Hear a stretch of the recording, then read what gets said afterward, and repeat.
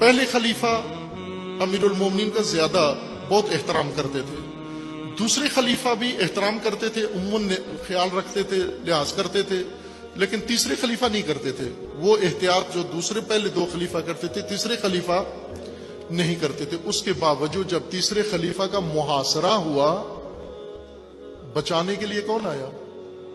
بنو امیہ میں سے ایک بھی نہیں آیا۔ وہ بنو امیہ میں سے تھے، ان کے گرد بنو امیہ اکٹھے تھے، ان کے لیے وہ سارا جال بنو امیہ نے بچھایا تھا۔ لیکن جب سارا کچھ ہو گیا تو خلیفہ کو بچانے کے لیے علی اور علی کے بیٹے آئے۔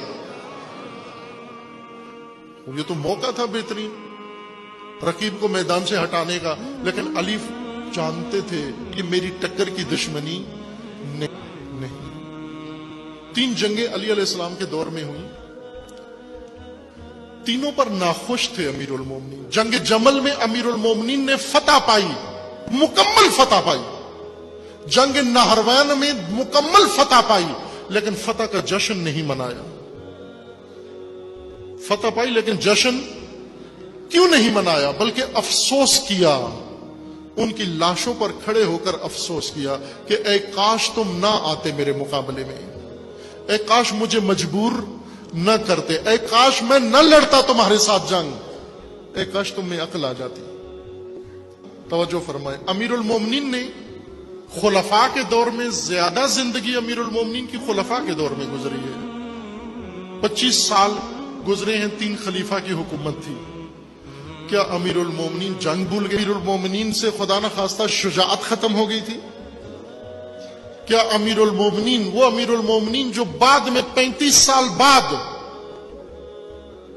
جب جنگ لڑی صفین میں جا کر، تو لوگوں کو پھر ایک دفعہ خندق و احد و بدر کا میدان یاد آیا، جب علی بھرپور جوانی میں تھے، نوجوانی میں تھے، اس طرح سے جنگ لڑی۔ لیکن اس دوران جنگ صفین میں علی جنگجو نظر آتے ہیں، جنگ بدر میں علی جنگجو نظر آتے ہیں، جنگ احد میں علی جنگجو نظر آتے ہیں، جنگ خیبر میں علی جنگجو نظر آتے ہیں۔ ایسے لگتا ہے کہ اس ہستی کو جنگ آتی ہی نہیں ہے، ایسے لگتا ہے کہ سیاست بھی نہیں آتی۔ کیوں؟ عزیزان، یہ اس لیے نہیں تھا کہ علی جنگ نہیں جانتے تھے، یہ اس لیے نہیں تھا کہ علی اپنا حق نہیں سمجھتے تھے، علی اپنا حق بھی سمجھتے تھے، علی جنگ بھی جانتے تھے، لیکن علی کو معلوم تھا میری جنگ کا میدان یہ نہیں ہے،